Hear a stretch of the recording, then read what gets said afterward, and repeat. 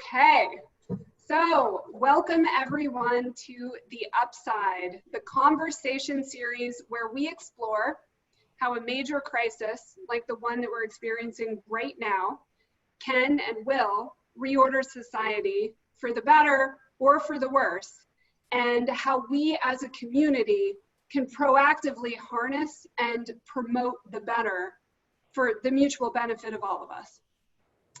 So my name is Breen Sullivan. I am the founder of The Fourth Floor. And quickly, just a word about The Fourth Floor. So we all know that women have a really hard time getting board seats, and this is especially true for lawyers. We also know that women have a really hard time raising money and accessing opportunities that help scale their companies. The Fourth Floor is an invite-only ecosystem that brings women entrepreneurs and professionals together so we can increase the number of women on boards, be more competitive fundraisers, and create wealth for all of us. So I am so excited to be here today with Cate Luzio, the founder and CEO of Luminary. So let's just get started. Cate, please introduce yourself and tell us all about your incredible background. Hi, and thanks everybody for joining. As we were sort of getting started, I mentioned to the Fourth Floor team, I'm here in our physical space. I'll give you a little bit about Luminary in a moment, or what led me to Luminary. So I was a banker for almost 20 years, working in Bank of America, JP Morgan, HSBC. My last three roles were global in nature, so had thousands of people reporting to me and multi-billion-dollar P&Ls that I was fortunate enough to be able to lead and own. I had throughout my career only male mentors, not uncommon in the financial services arena, but was disappointed because there were women around and there were senior women, obviously a lot less. But what I was seeing was, the majority of people that were coming in, and we made it, sort of not just a passion, but we were emphatic about making sure that all of our hires, is 50-50, our analyst classes, our associate classes, and that we'd have at least for me and my business, we would have diverse slates of candidates. My last job, I ran our corporate banking for our multinational companies globally, which for several years, and I did that at JP Morgan, based out of London, for 5 for Europe, Middle East, and Africa. I really also had the opportunity to travel to so many different countries in the jobs that I led. I lived in Mexico, I lived in China, I lived in London throughout that 20 years, and the challenges that we faced here in the US as women were very similar, obviously, to challenges professional women faced around the world. Obviously very culturally nuanced in many of the countries. But so on the side of my desk, as many of you, if you've worked in corporate, I was leading or managing or spearheading our women's initiatives around making sure women had access to new opportunities. They were negotiating for better compensation, that were just visible, and so that they would have mentors and sponsors like I did, but making sure that there were also women that were raising their hands to do that, as I was doing. In 2018, I had made a decision for a new role, and at that moment, I met my mentor, one of my mentors, for drinks, and he asked me, is this really what I wanted to do for the rest of my life, be a banker? And I didn't start out my career as a banker. I was a poli-sci major. I never took a finance or accounting course, so no, it was never even in my plan. Once I got into it, I was recruited into it very early on in my career. 18, 19 years later, I was still in it. I loved what I did. I loved my job, no complaints on what I was doing. And I had a lot of leadership opportunities, but I wasn't making the impact that I wanted to, as great as it could be. So I could help one company and in this one industry. How could I make a bigger impact? Personally, I'm not able to have children. But I had saved up a ton of money starting when I graduated college, because my dad always said, save your money, because when you have to pay for your children's colleges, it's going to come pretty quick. And I had the fortune and privilege that my parents were able to pay for my undergraduate. So lo and behold, again, 20 something years later, I wasn't able to have kids. I had saved money, and I had that one pivotal conversation with my mentor. I quit 2 weeks later, exited the banking world. Didn't know that I would start Luminary. A few weeks after that, I wrote a business plan for Luminary. Luminary is a collaboration hub for professional women to network, develop, and connect. It is not targeted at any certain woman in a certain industry. It is not just for entrepreneurs. It is not just for bankers. It is not just for lawyers. It's for all women of all levels, backgrounds, titles, and industries. And I really wanted a physical space for women to come together so that they could meet one another outside of being siloed in their industry or their company. And we all do that. That's just part of what happens. But I also wanted this idea of cross-pollination so that new ideas, new opportunities, new connections could be created through community. And so I wrote the business plan in March of 2018, and we opened 9 months later. It's 15,000 square space here in the heart of Nomad in Manhattan, across 3 floors. And at the heart of everything we do is advancing women in the workforce through community, and doing that by connection, but also by programming. So we were, prior to COVID, about 4 to 6 in-person events every single week, everything from a partnered event, like what we're doing with the 4th floor, to workshops, to speaker series. 75% of our programming is actually member-led. So it's that community reinvesting in itself. We created our business, or I created the business off of no application process. It's a true community. So that means that anybody can join, men as well. It's female focused or women focused, women identified focused, but men, we welcome men. We need them. We need them at the table to help them, make more change for us. The same we need for marginalized communities and people of color. So we can't exclude them from everything, but we also need a safe space.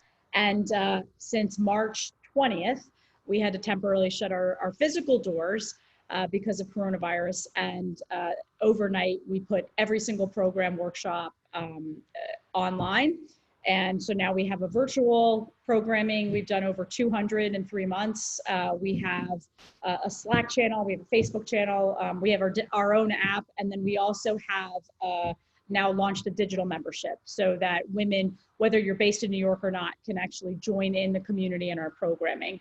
And the last thing is, we don't just work with individual members. I see one of them on here today, Yancy, who's an amazing, has an amazing background in fashion, has launched her own line of women tuxedos. So if you have ever worn a women tuxedo, they're just amazing. But we also have corporate members. So I know that moving the needle and making real impact can't just be done one person at a time. I really wanted to create volume and moving that needle faster. So we have corporate members like JP Morgan, WW, Unilever, UBS, Goldman Sachs, because this provides their employees access to our programming and our community and the space. But then also for them, it's great positioning around really putting their money where their mouth is, which I'm doing. And I self-funded the business when we start. So we have no investors. I have no, VC backing. And that's really allowed us to grow responsibly and sustainably for the future. Well, thank you for that. That was a wonderful, complete, and incredibly interesting and compelling answer. So thank you for that. And actually, it really does lead me to the next question, which is, so how have you differentiated Luminary from other similar, sort of shared work, co-working spaces? Because it does seem like, there weren't any, and then all of a sudden there were a number of them. So what's your thinking around that? Yeah, so I think, the early, first movers like the Wing, and right now they haven't had some great press, but they were the intention to create something for women and women only. I think was right. I think they saw the writing on the wall that we've had these. I use the anecdote of golf courses. I was a banker for 20 years. I don't mind golfing, but it's not something that I seek out. It's not where I do business or meet or make connections. So where do women do that? And I learned along the way that, we weren't, as bankers, a lot of what we did around client engagement was football games and basketball and golf and rugby. It's like, that's great. I'm a huge athlete. I love sports, but that's not where I did my business. And also we were forgetting that there was another community, whether you're women or men, that didn't really care about the sport. So what were we doing to actually engage them in different kinds of entertainment, or just, again, building rapport? I think for me, because we don't consider ourselves a traditional co-working space or shared workspace, I have my team will tell you, a visceral reaction when we get, called that in the press, because that's not just what we're offering. We have a fitness studio, we have a beauty bar, we have a podcast studio, we have a rooftop lounge, we have tons of communal space, we have meeting space, we have dozen phone booths. Those are amenities to what the community offers, versus that's the objective of what we're providing. More than 50% of our members at Luminary are not entrepreneurs or small business owners. They work full-time jobs and have full-time offices, whatever that means anymore. So they're looking for connection, they're looking for programming, they're looking for community. So for us, the biggest differentiation is that, number one, it's a real community. There's no application process. And two, that everything we do, we want someone to walk away with real value and advice. So whether that's, I've participated in an event to learn how to raise capital, I've participated in an event on how to build my brand on social media, to I'm looking to write a business plan or a strategic plan in my current job, or I want to negotiate, all the way to our speaker series. Yesterday, we did one with two of the most senior women at Deloitte. We've had, Diane von Furstenberg and Bobby Brown and Carla Harris, and lots of women, so that people can hear their stories and their pivots and their paths. And also realize that whether you're a founder, you're a lawyer, you're a banker, you're a fitness instructor, you shouldn't be pigeonholed into that. It's bringing those women together, and kind of what the fourth floor doing is bringing people together around those skill sets that we've built and acquired and continue to develop. Let's not leave those off the table because I'm called a banker, or I've been called, oh, you run a co-working space, or you're a self-funder or a bootstrapper. Well, that's great, but those are only parts of who I am in my business. Right. God, I love it. I mean, you're speaking my language. I mean, the fourth floor, absolutely. I mean, very similar thoughts, very similar feelings that, propelled us to action. And so I keep hearing you talk about community. And so I think that, so it kind of sounds like, what is this big giant differentiator? Well, it's community, right? It's the fact that what you have built and what people are subscribing to, in a sense, right, is this community, is membership in this larger, holistic, nuanced community. So how has COVID affected your definition of community? Like, how is that affecting it? Because, obviously this incredible pivot, but also like it is changing how we're thinking about so many things, yeah. Certainly what is an office, the future of work, but like also what is a community? It's interesting, and I appreciate the question, because I think for us, and you'd have to also ask our members, and I know the event last night, it's great because these are really bringing communities together. Our organization, the fourth floor, bringing together is, I think our community has gotten stronger through this, just like our team, because people are searching out more for that need to connect and need to valuably connect. And they're, whether we're virtual or not, I say this on almost every single call that I'm on, is never before has it been actually so easy to network. Why? In an in-person event, I may not be as extroverted as someone else. I may not walk up to Kim or Shannon or Sarah or Corinne because I don't know what they do, but here's my business card, Kim, what do you do? I like the small talk, right? No, we don't like that. I don't know how many people do. But I can take a picture of this Zoom or any Zoom that I'm on, whether I work at a company and somebody's sitting in India, or, at one of these, or a networking group, and say, you know what? Corinne wrote a really great thing in the chat, or she asked a question, or she made a comment. I'd really like to connect with her. And so now I can actually go to LinkedIn and say, hey, Corinne, I'm Cate Luzio. We were on this event for the fourth floor on the upside. You made a really great point. I'd love to connect. Or to, or Fatima or Liz or whoever it is. And so we need to forget about this, it's hard to virtually network. I feel like it's very easy. And then you can build those relationships differently. versus sometimes that I'm a little bit timid in an in-person event, or you go to an event and you sit next to the person you know and you chat, and then you don't really meet that many other people. So community for us, I think, because it's at the heart of what we do, that the first decisions that we made were, okay, even if we temporarily shut our doors, how do we engage the community? What does our community need to feel personally better through this, to feel professionally better through this? What are their desires right now? Is it mental health? Is it I've lost my job? My partner's lost my job. I've been furloughed. So really being there in so many different ways. And that includes happy hours or creative hours that our community director hosts, just to get people together.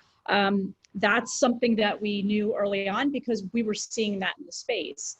And I would say, personally, I've met more, and I'm in the space every day, and I sit in the same area. I've met more members on Zoom and now know more about them than I probably ever would have in the space because it's busy and events are busy. The impact has mainly been financial, right? You go from, I'm running a big physical space, part of my revenue comes from events, can't have events, right? So that's, two is we had a number of corporate members, right, that we wanted to sign on earlier. They've put that on hold because budgets go on hold. Completely understand that. And three, you know, some of our members have had situations like lost their job, like what I just said before, or I can't come into the space. I don't know if I'm going to feel comfortable back, you know, coming back into New York. So can I pause my membership? And because we're so personalized, everything is individual, right? So let me understand your situation, Breen. How can we work with you, right? We don't want to lose you as part of the community. And that really led us to the digital membership. One, because we wanted to be able to connect with more women. And I had never thought about that prior to COVID, right? It was always physical, physical, physical. I think two, we were getting so many people in that first month of March that were non-Luminary because we had opened up all of our programming from all around the world saying, oh, I never heard of Luminary, or I found out about this, how do I get more involved? And so building the community is first and foremost, and I think that has allowed us to make better decisions for the community and for the business. And the last thing I would say is, you know, ever since we opened our doors physically and now digitally, you know, diversity, equity, and inclusion are at the heart of what we do. It's very purposeful and intentional in everything that we do. So making and creating a space for all versus, again, back to my initial statement, for one is really important for us. Right, well, absolutely. And actually, it also is a perfect segue into the next question, which is thinking about how we came up with the name for this conversation in the first place. So when, you know, we had the initial conversation, we're talking about all these different things, and we decided to call this Breaking Barriers, Constructing Community, because, you know, we were thinking about it in a bunch of different contexts, but like, you know, you're referencing the geographical barrier, you know, geography, that barrier has been shattered. So many barriers have come down, and that also led us to this kind of insight or conversation about an opportunity to redefine competitors as collaborators, because, you know, when we're thinking about each one of us as individuals holistically, we're not just a banker, just a lawyer, we're not, you know, just competitors, we're not just any of these things. It's myriad, we're all of these things at the same time. So, you know, being able to break down that barrier is an opportunity to construct community, even if it's between organizations that maybe would have been nervous about, you know, joining forces together in the past. And I think that's so powerful, and especially when you think about it as women, because we have such a history, you know, of queen bee versus rising tide raises all ships. And I feel like for many of us, we've had that experience where, you know, there's only room for one woman, you know, only room for one at the table or one at the top. You know, a lot of times having a female boss is the worst thing that could ever happen to you, you know, at least in my life, because like then you're definitely not getting promoted. But, you know, this shift that, you know, breaking these barriers, we can construct community. So I love it, and I want you to talk about it more. Yeah, so I'll tell you, our hashtag, if you can see it a little bit, is it's been, since we launched, come sit at our table. And it goes to what you just said, Breen, around for so long. And I generalize in that, you know, it's not that maybe it's not the same in every industry, but there have historically been one woman seated at the table, right? And so protect yourself because you don't want to lose that seat. And so, I mean, I saw it in banking. I've seen it in other areas, especially with my former clients. And it was something that I use this, the reason I chose Come Sit at Our Table was, one, because we need more women and voices at the table and people of color, but we have all felt like when you're growing up, you just think back, whether it's 6th grade or 7th grade or high school or college, that moment you walk into the cafeteria or study hall or whatever it is, and you're by yourself and you don't see a friend and you go, where do I sit? And that moment of panic comes in and we're so self-critical. It's like, no, wouldn't it be nice if every time you walked in somewhere, someone said, hey, come sit at our table, right? And that's really what we've been trying to do. It's why we created 5 tiers of membership, because we knew that, not everybody wanted it, the top line of, I want to see it every day, to I may only be there for certain hours of the week, or I'm 21 and I just graduated college and do have a more youth membership. So this idea of constructing community, again, through lots of different lenses is important. That was also important to me is when I built the business plan and did my market analysis and research, I had known about, well, not really until I did it, because I would not have been the target for the wing, as an example, and I'm here in New York. But so as I started doing that, I saw, okay, you've got the wing, you've got the riveter, you've got all these different, to your earlier point, spaces that are opening up. I reached out to a number of them, and I would say 50-50, I got responses. And the first one was out in Minneapolis. I got on a plane and flew to Minneapolis. The other one was outside of San Francisco. I got on a plane and flew there, and I wanted to meet the founder. I wanted to see the space. I wanted to understand. What's been so great about that is every space is different, right? We're all not the same. We're not one size fits all, just like women. So why would anyone assume that the space next door, if there was one, would be exactly the same as what I'm doing, or the community? And so once I had done that market analysis and met some of them, I started reaching out to other women's spaces and saying, listen, I may come to Minneapolis at some point. I may come to San Francisco. I may come to Miami.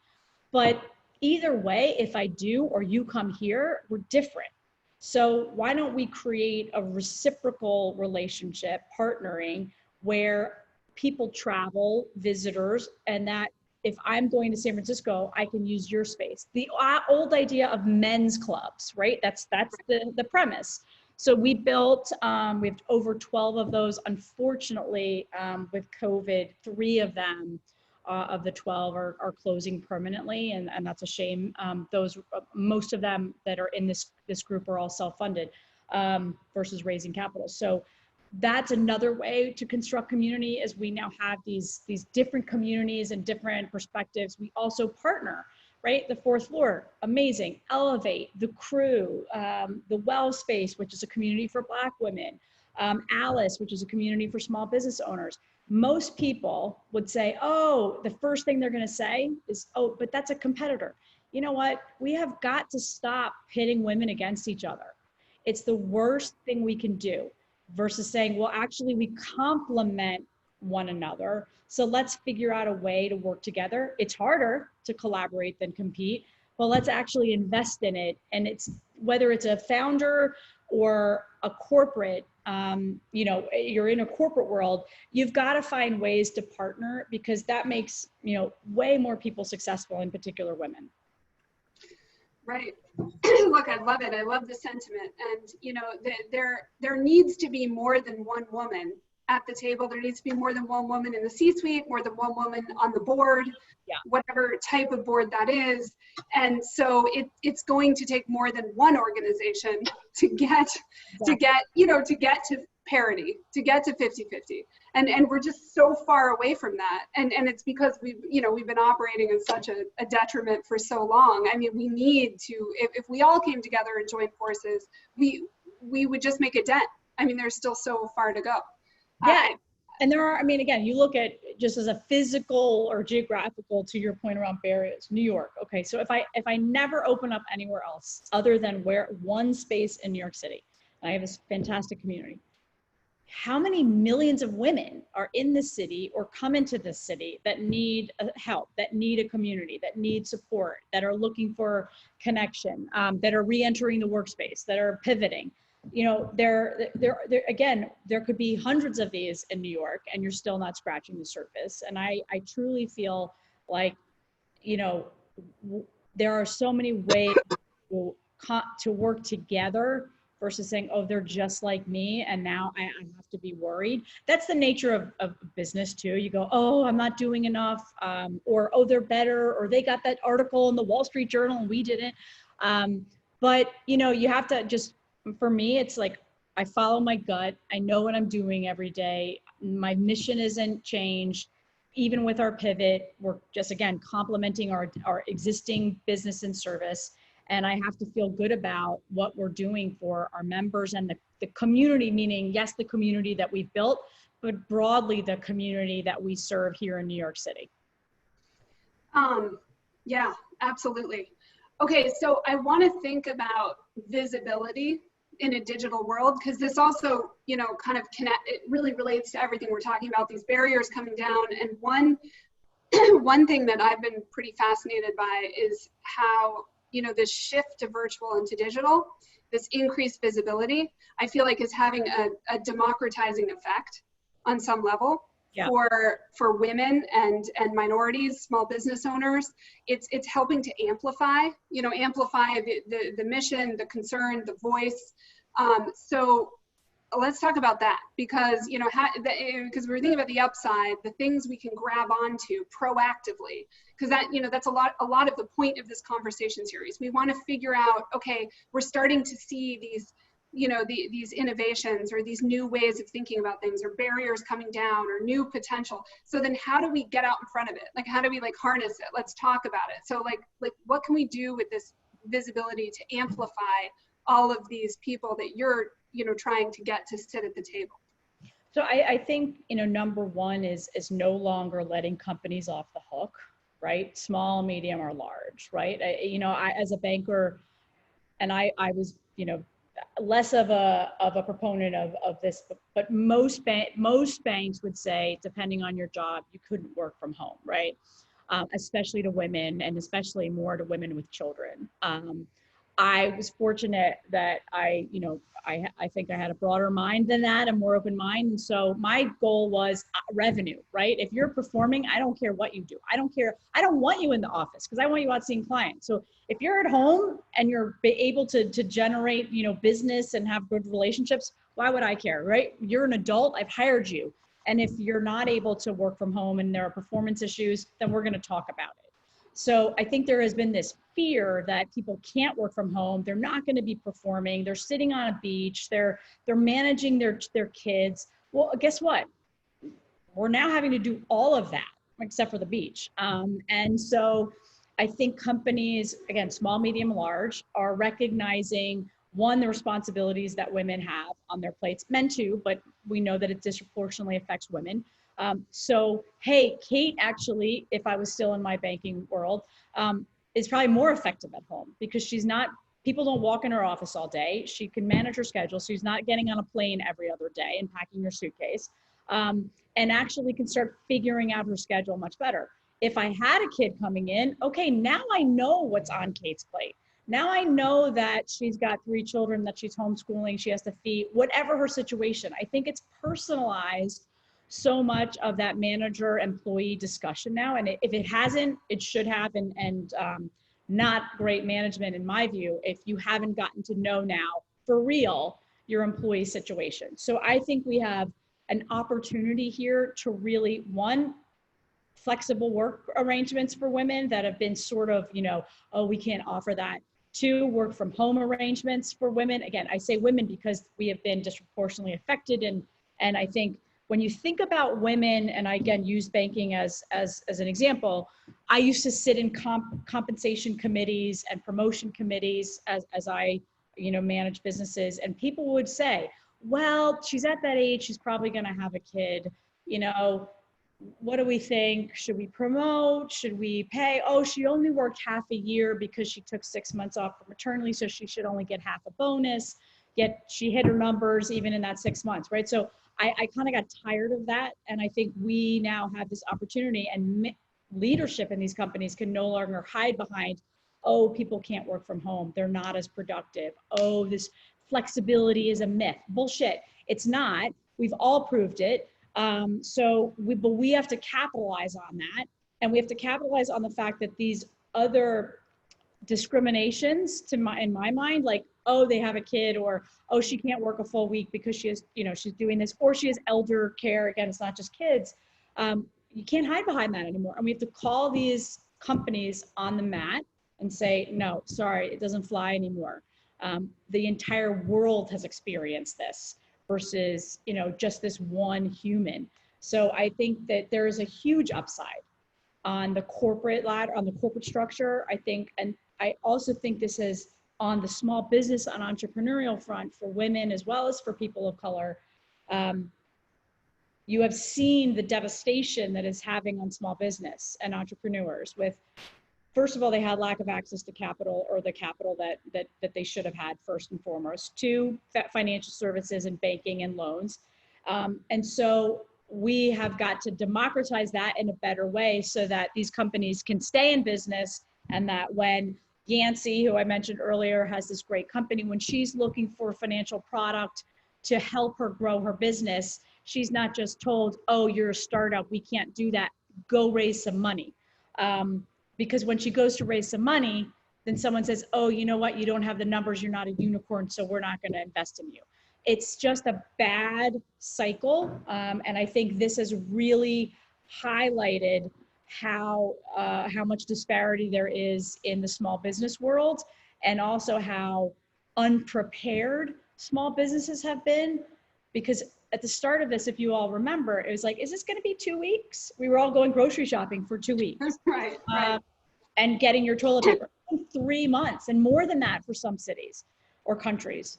So, most businesses, small business wise, have, the statistic that I know is 27 days of cash on hand on average. Right. So, right. I mean, this whole idea of resilience, right? I mean, and it's more than just an individual small business might not be in a well positioned to be resilient because they have 27 days, but it is systemic. Right. At a systematic level, we're not resilient. So you mentioned the unicorn model. And I mean, this is something I think about a lot. It's one of the, the forces that went into, creating the fourth floor is I take such issue with that is the only model, right? That is the only way to invest venture dollars in industry, because it's totally myopic and it's not resilient. Right. As we see. And what's so interesting, all of these private equity and venture funds, their tune has changed. So right now in COVID, what they're saying to all of their portfolio companies, be profitable. We don't care about growth, be profitable, survive. And so so you start to see, okay, well, maybe there's some other ways to think about this. Maybe there are other models, that are worth investing in. You might have a smaller return that takes longer, but that isn't not creating value. So I mean, hopefully we can break some of these barriers. Like I think we're so busy, we get trapped in our lane, and we just don't question the underlying assumptions and the premise that's informing everything we do. And we tend to, and everyone on the call, I mean, there's a label put on people, right? Oh, you're VC funded, so you're better than the bootstrapper. You have, crazy great people on your board versus that company, so you must be better. You got an article in the New York Times or wherever, so you must be better. And a lot of that is down to money, and a lot of that is down to your Rolodex and things like that. And actually validating companies on their impact and their profitability and their growth, right? So my goal always has been to run a profitable, sustainable company. I didn't raise money for lots of reasons. And does that mean that in 10 years, wherever this goes, I would never sell? No. Does it mean I'll never raise money? No. But what it means is right now, I wanted to control my own destiny. I wanted to grow a profitable business, and I want it to be my business. I had on my Gold Digger series on Friday on LinkedIn, B. Dixon, who's the founder and CEO of The Honey Pot. It's a feminine care product company. It's amazing products. And she's like, I get, labeled, oh, you're a Black founder, female founder that wants to sell their business, that raised money to sell their business. Oh, you're a sellout. It's like, well, wait a second. She's actually trying to generate wealth for herself and her community and able to invest that wealth in building other companies and employing people.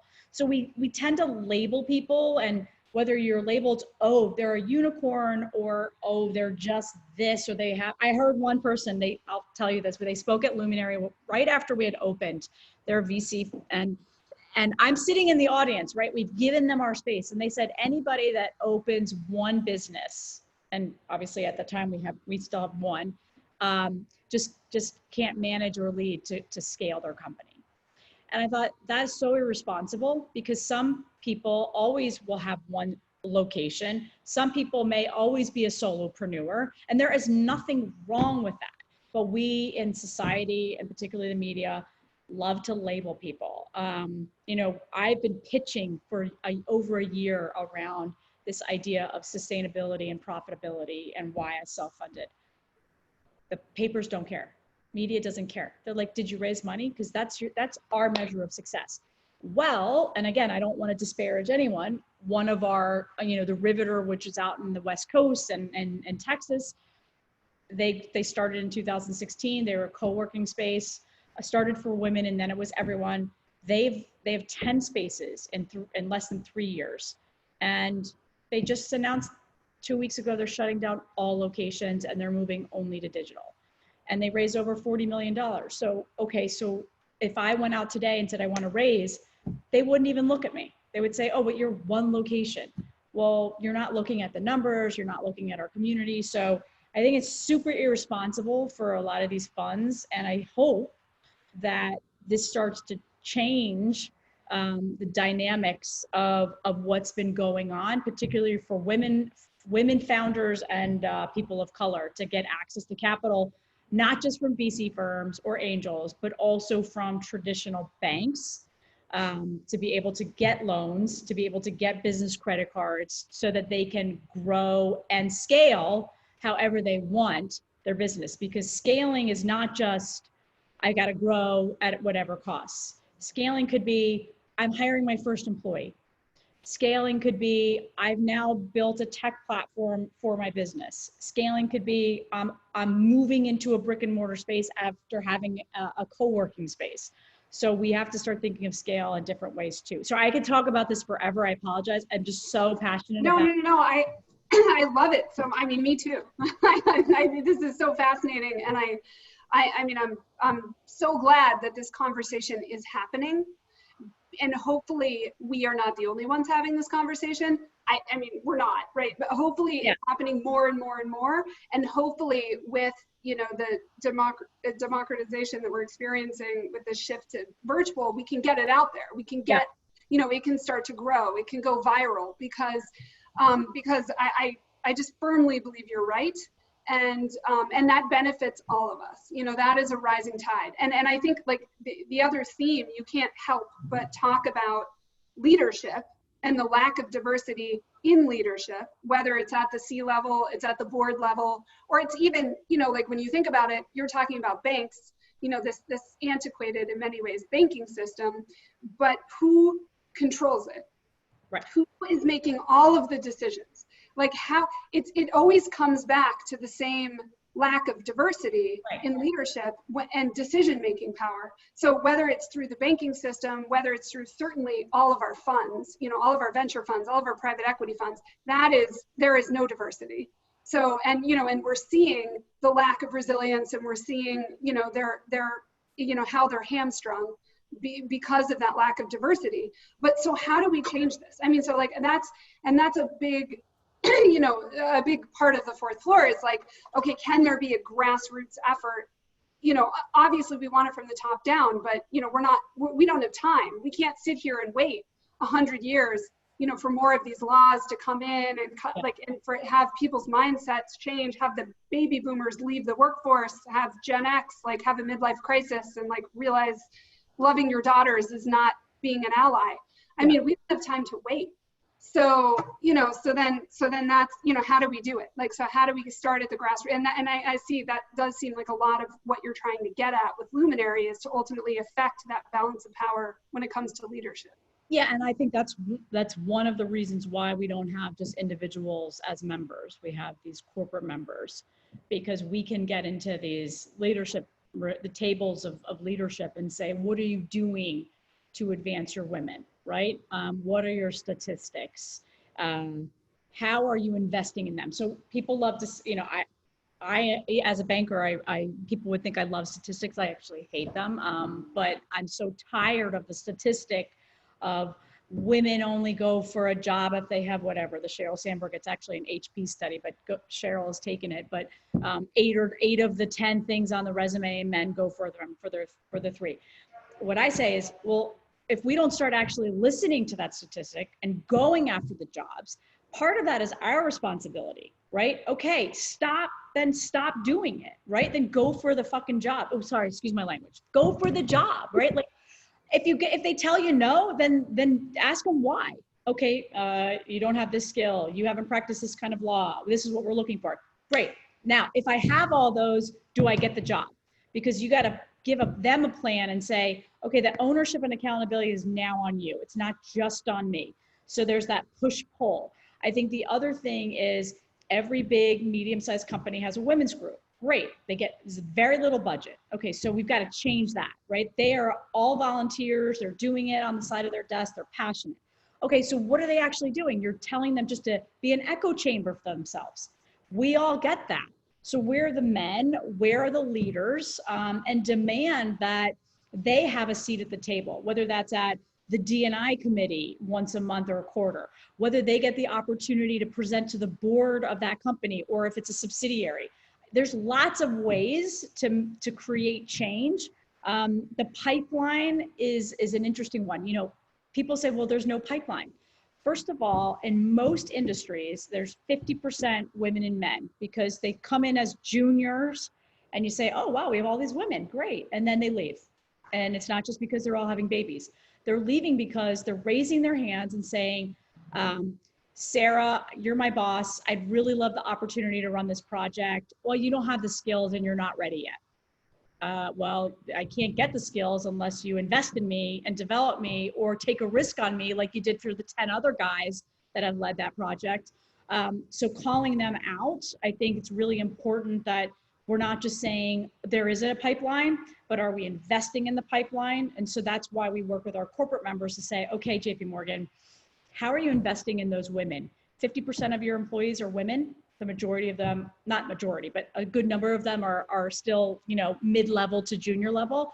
Let's get them the right programming so that they can go for those jobs, so that they can negotiate not just for salary, but with those clients, so that it can be prepared for taking on these roles. And so I think there's that push-pull. As a company, we can't put the onus all on companies, whether it's a private equity firm or the banks or whoever, Harvard. It's got to be a push-pull, because you as an individual have to keep pushing. And if you're at a company and you're pushing and nothing is happening, you are at the wrong company.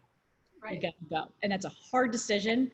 And I have told employees that have worked for my organizations that I have lived in at the past, not necessarily work for me. And I've told them, I don't want to lose you from this company, but your manager clearly doesn't see you. You can either try to do a lateral move, you can try to work for another part of the company, or you got to get out of here.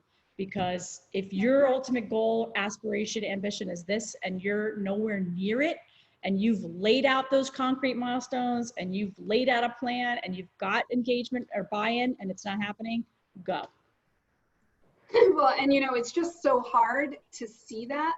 It's so, because I think also everyone has imposter syndrome, whether you're a male, a man or a woman, although I think women are afflicted by it more, or we're more self-aware. Women talk about it more.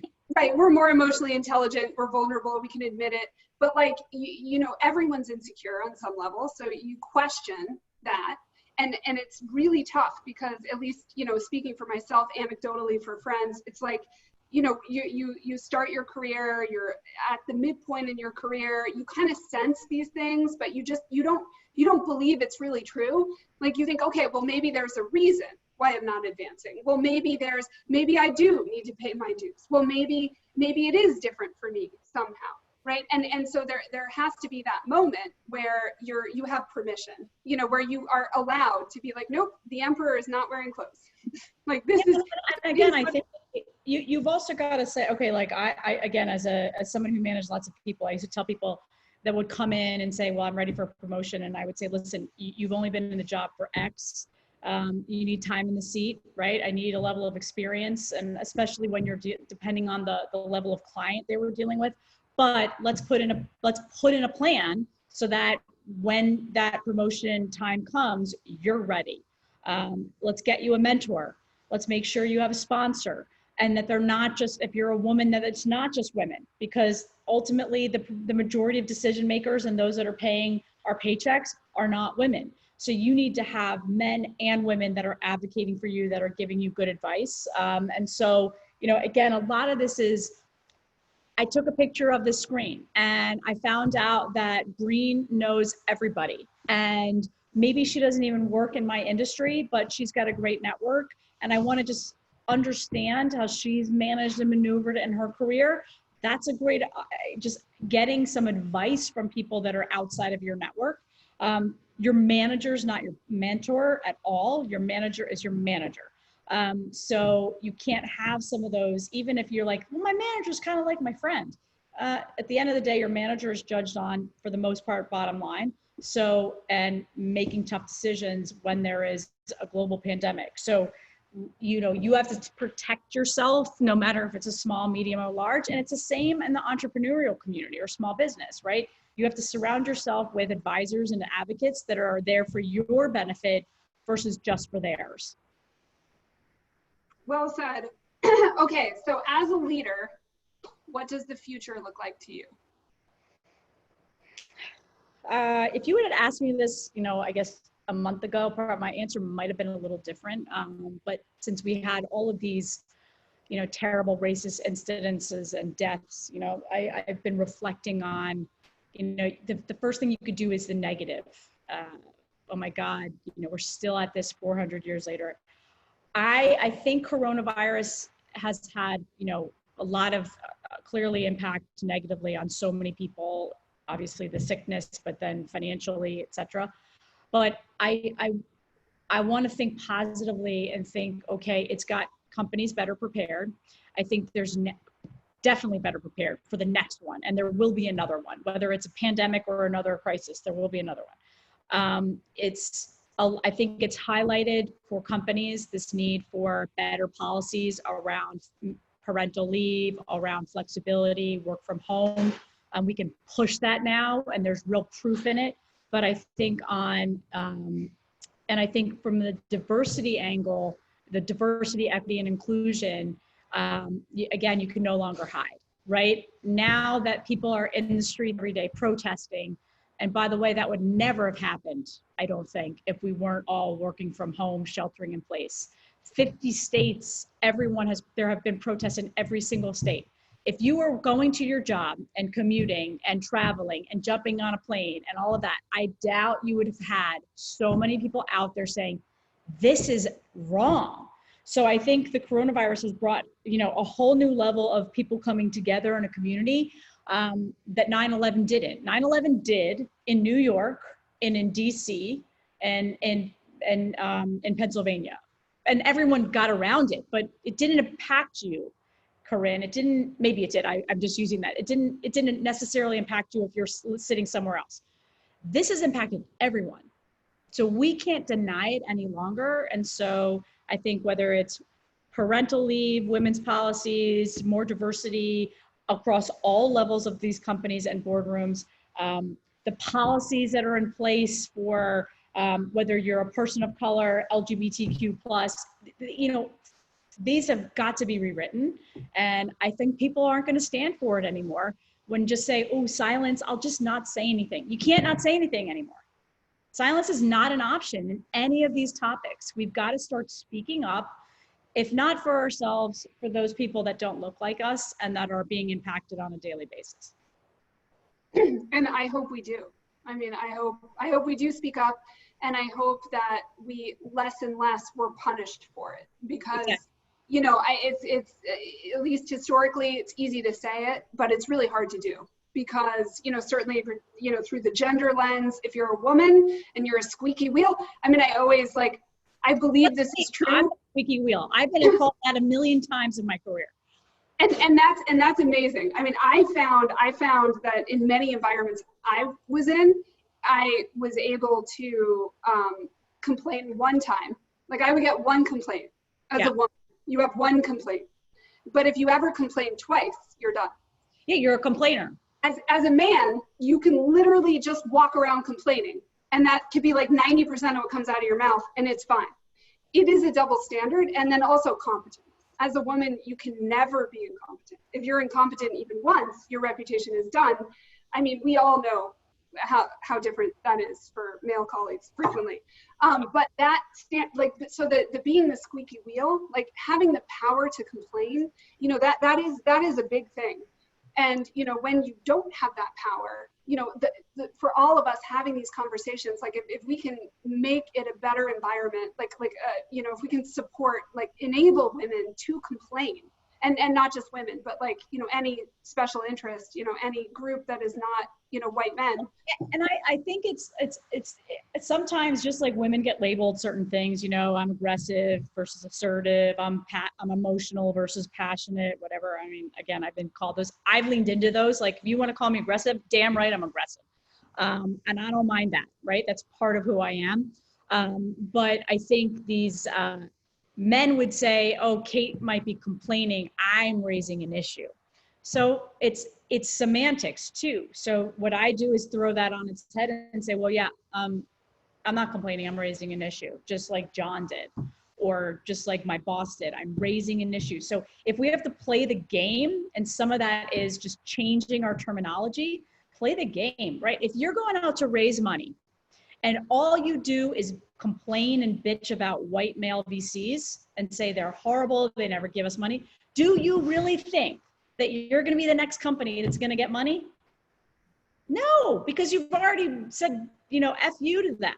But if you say, listen, white VC, we would love to work with you. We think we can bring a whole new level to your portfolio, a diverse company. We have a great product, whatever it is, and play that game in that way. And I it's probably the wrong, again, terminology, but if it's the same thing we do to men. Oh, you're all bad. Actually, there are a lot of good guys out there that want all of us to succeed and want diversity and want equal representation, but we label them and then they get defensive. So I think there's a way where we can construct real conversations. Eve Rodsky, who's a great, you know, author, speaker, badass, and I love what she says is, when emotion is high, cognition is low. So take any situation or conversation that you're in or I'm in. If I'm super emotional and passionate, I'm also less cognitive because I'm not listening to someone else necessarily. And that's going to put that person that's on the receiving end also less cognitive. And so if we can have constructive dialogue and conversations, it's the same with your boss. It's the same with racial injustice. It's the same with human rights and LGBTQ. Then let's just have the dialogue and not. Minda Harts, again, amazing speaker, one of our favorites, says, stop being cautious and be courageous. And I think we have to just do more of that.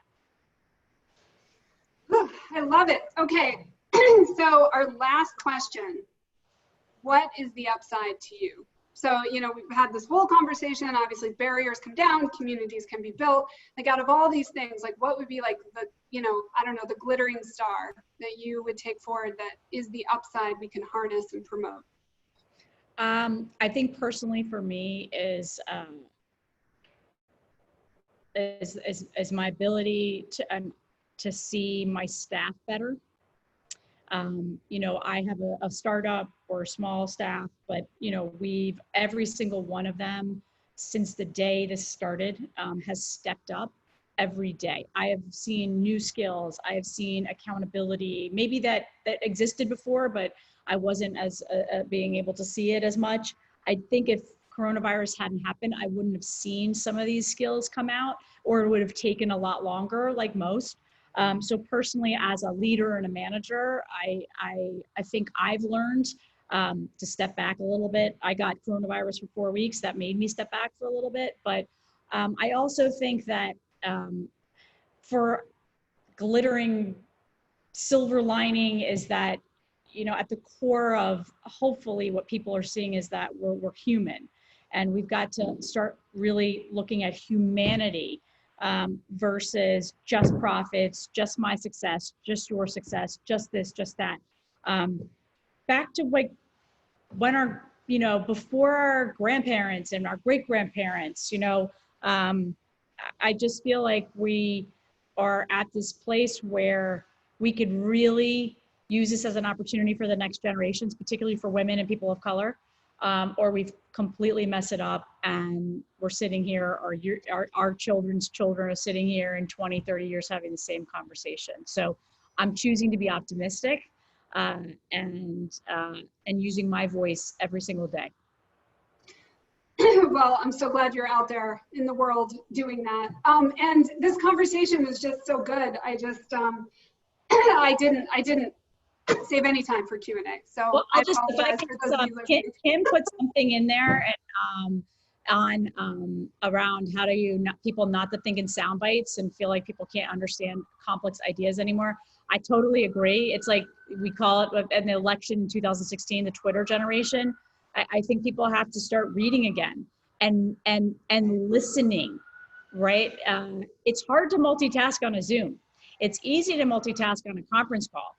So I think it's allowed people to start listening and hopefully, again, getting better grasp of ideas and educating themselves. If people aren't willing to take the opportunity to educate themselves on things they don't understand or history, then I don't know how you can change that. But I think for us that have been reading the tweets, it's like, okay, I didn't know about this. Now I have to make myself educated.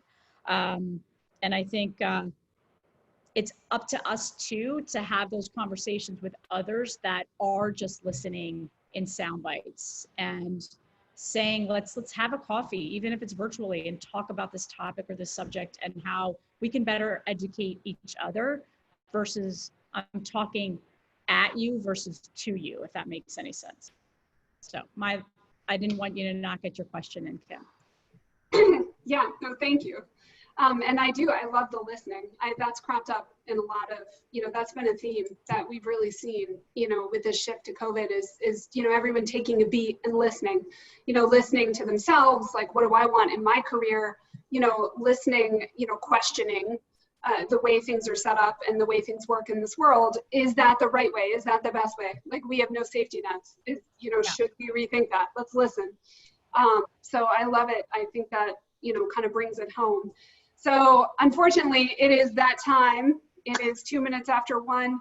Thank you so much, Cate. This was fantastic. Thank you, everyone, for joining. Thank you for joining, and I'm so thrilled to have the Fourth Floor as one of our partners. I'm looking forward to doing more with you guys. Absolutely, us too. So excited. Stay safe. Bye.